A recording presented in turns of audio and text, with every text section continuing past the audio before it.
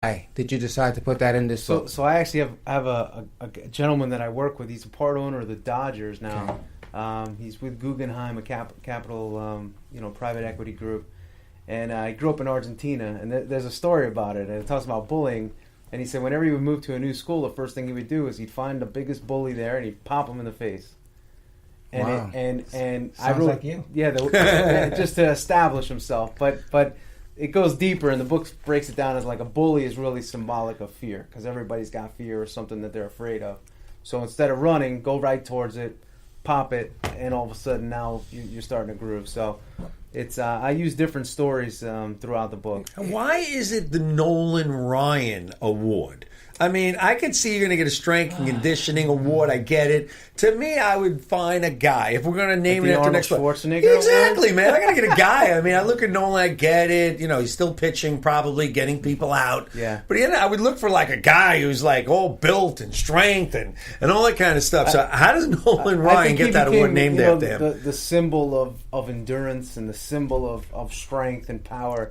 And I want to say he was one of the early adopters of training. Yes. Oh, okay. I didn't know that. So. Because you look in football, and you go back to Walter Payton was considered ridiculous, the training methods he did, and a good buddy of mine, the GOAT, Jerry Rice, another one. These guys were running up the mountains, going to the stadium, running up and down. I mean, like crazy stuff. It brings up a whole another just another direction, but there's a lot of talk as to what the value add really is to a strength program at the professional level in baseball specifically. I had a great talk years ago with Ichiro Suzuki, and he made a great point. He said in English.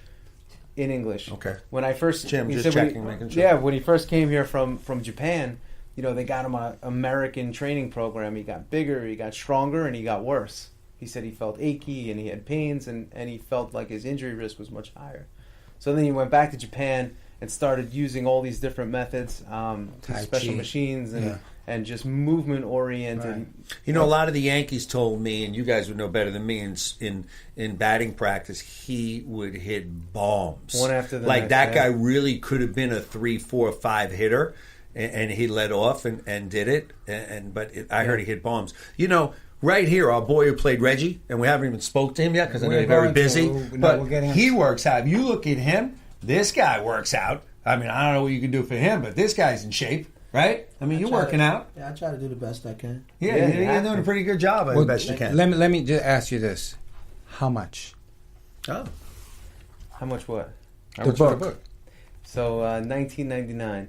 Okay. I see on the back of the book my old boy Brandon Steiner. Okay, now I've seen Steiner. Okay, I know Steiner a long time, and that boy don't look in shape. I am not going to talk. I'm not going to spend 1 minute talking. Steiner's got his own network. He's got his own platform. Yeah, no one's listening. We don't need it. Brandon, see you later. But anyway, with that being said, do me a favor. This is a very fine actor over here. Would you give him your Reggie imitation? Listen to this. You're putting me on the spot. That's the hardest part. I heard you played me in a play recently. Could you tell them how great we are? How special we are? How if we were still playing today, we'd be all Hall of Famers, MVPs. We'd be making millions. I love it. I'm a little rusty. It's been a while. What did you do to become Reggie? How did you become Reggie? YouTube, and I just got into character, man. I know I had big shoes to fill, but God knows I gave it my all, man. It's just the cast. It's like family.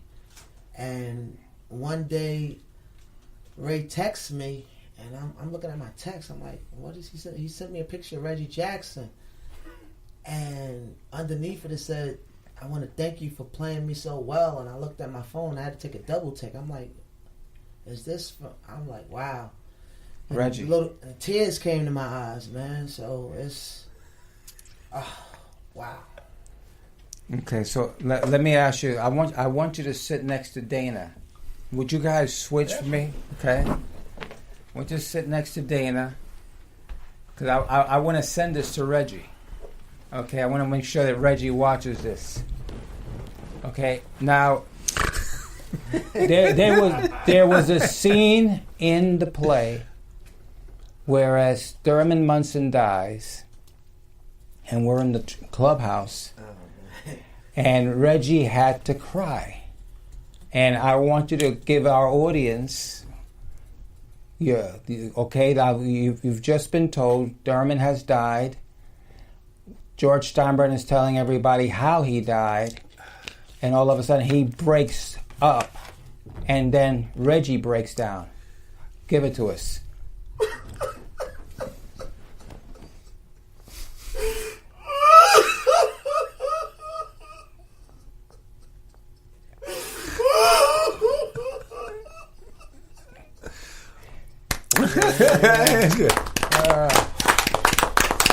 Did you like practice in the car in front of a mirror, like in the shower? What were you doing? He was beaten by his girlfriend.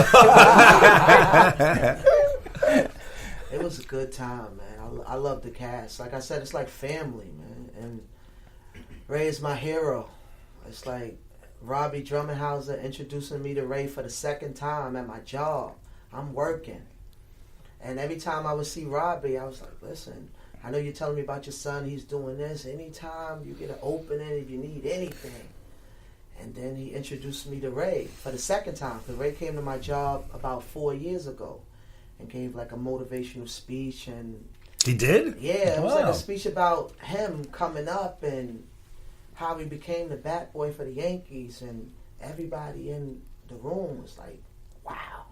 How many cars were sold that day after he left? About 15. Because I know my boy Brownie, that's what he wants to know. I'm big on motivation, right? And I'm big on giving back. And just for the play, like, now how did amazing. Did I put you on the spot? Put me on the spot in the office. He told me, I'm gonna say verbatim. He said, Reggie's kind of light skinned. You're kind of dark, Reggie. But I got the build and stuff. I want to see you cry like a bitch. I said, oh man. He broke. He didn't go. Negron. He didn't say, "Hey, let me get you some of that Michael Jackson cream or something," and lighten up a little. He gave me a shot. Jim, you like that one? Listen, you either get a guy that looks like Reggie who can act, or a guy that can act but doesn't look like Reggie. And it was like, that's the first thing that Reggie says to me. He goes, "That MFR don't look like me." You know what I'm saying? Here we go. I knew it. Here we go. And then, you know what? And I didn't want to invite Reggie. Reggie, I didn't want to invite you to the play because you would have said, that didn't happen. I never got mad at Billy. That's why. Quiet in the seats. And the funny thing about it, I'm a firm believer of everything happens for a reason. That fight that Billy Martin and I had in the dugout at Fenway Park, that happened on my birthday, June 18th. So how crazy is that? And that's my favorite part of the scene, where I let Billy have it for taking me out of the game. And you let him have it, man. That was great. It was my birthday. They do have a photo of that. And I'll tell you a quick story only because we have a few minutes. I don't want to bring up someone's name where I used to work for many, many years because we're not allowed to use his name. But, so I did many appearances with Reggie. And so we found this photo of him in the dugout, black and white, in their face of each other. So when Reggie would sign autographs, we did a tremendous Reggie Jackson autograph business. So what I told my guys was, I found this photo. Somebody found the photo. I said, print up like 25. Just put them in the stack. Okay? Throw them in the stack. And again, in the autograph business, Reggie had many moments to be able to sell. And so we put him in the stack. We're knocking him out. Reggie's doing it. And all of a sudden, here's this photo. Reggie stops, looks at the photo, and I'm saying to myself, he's going to blow these photos. I'm going to play stupid. It didn't really matter. I know I'm cool. I don't know. And Reggie looks, and he looks at me, and he goes, you know about this? And I figured he's going to go, about the photos being in there. I go, yeah, I heard about it, Reggie. I was a kid. I really don't know much about it. And then Reggie starts signing those photos and starts putting stuff on there. Like, I would have knocked you out. I would hit you. I mean, I couldn't believe the gold in business, what he was doing. And I immediately sold a couple of those to some very good customers who I know would think these are one-ofs, because in the autograph business you want stuff that's totally different, one-ofs, and then put them on our website, and they went for some nice money. And as a matter of fact, I did find one that I do have in my house that Reggie I want to signed. see it. Yeah, I got to find it. I did see it. Yeah. Please, I but want to see that was that. very interesting. I got to bring that up to Reggie when I see him. Mm-hmm. But that was interesting that we did find that photo in the dugout of that fight. And then another thing, not to cut you off. No, you can cut me off. It's only The book. Negroni's show. And, The book I read, Yankee Miracles, when Ray gave me who the book. wrote that? Who wrote it? Who wrote that? Yeah. I don't know who wrote it. You don't know who I wrote read it. Okay. But Yeah. it's a great book. It's Yeah. a great book. Don't know who wrote it, by the way. I don't know. I'm asking you. Oh, I You don't read know. it. I didn't read Just it. read it. Just read it. Very good book. Yankee Miracles. Very nice. So you like the book? Love the book. Love the book. Okay. So you picked up insight that you used in the play. 100%. Okay, that's good. That's how I good. got in the character every time. He was watching money, man. You were watching money. YouTube. And it's just like the cast. Everybody around, it's like family. We critique each other. It's, like I said, it's just like family. Well, And the big thing is about giving back. So that's the yeah, reason why. no, that was more big. in That was way. big for us. I would think that if you're playing Reggie Jackson, you could probably get a lot of content if you watch like Apollo Creed when he was Yeah. coming out to fight Absolutely. Rocky in those American Yeah. Absolutely. flag Yeah. shorts. Yeah, yeah, no question about it. Well, it's been a great show. It's over already? Well, you know Oh, the man. you were half hour late, so you know. But I just want to say, for $20, you can pick up a terrific book to learn about the world champion Yankees of 2009, and at the same time, it's a book that your kids can read. Have your kids been bullied, or to prevent the bullying aspect of what kids go through? I have 3 sons, and I'm grateful that, in essence, only one dealt with that whole bullying thing, and he ended up fighting. He ended up becoming a boxer just to get out of that thing out of his brain. You know, I wish he didn't. But you know what, Dana, I thank you very much for writing this book. As a dad, I say that to you. And as a dad, I say go and pick this book up for your kids. As a fan, or if you want to get in shape and you can't afford Dana Cavalea in the gym, then get Dana Cavalea in the book. You hear what I'm saying? You could use a couple of pounds off right Dana, there. you don't have like the video, like everyone has the video, like Yeah, the Jane right. Fonda video. Yeah, I'm working on that. And Jim, where does everyone get to read? I mean, you're such a great writer. How does everybody find you? Newsday, every day, newsday.com. Now, you're writing more than just baseball now. Yeah, I'm the sports writer who does not cover sports. I'm doing anything off the field. I see you, all over the place. What's your take on the DeGrom, Cy Young, and all that stuff? Would you have voted for him for the Cy Young? Yeah, I mean, I think it's best pitcher award. And was he the best pitcher? He was the best pitcher. So why would you? What about the guy in San Diego? What do you think of that guy? Just going with Scherzer. Oh, yeah, you know what? I don't have a problem. My problem goes back to why are writers the ones voting for it? I agree with that. I thought the whole thing on WFAN with the schmoozer with Steve Summers, listen, you got to respect the guy. He's on the radio for 30, 40 years, but I thought he handled it wrong. You were fortunate to get the guy to come on your airwaves. I don't know where else the guy was in the country. Anybody involved in baseball wanted to hear what he was thinking, and you blew the guy off. Basically, you didn't give him a chance to explain what his thought process was. And that's fair.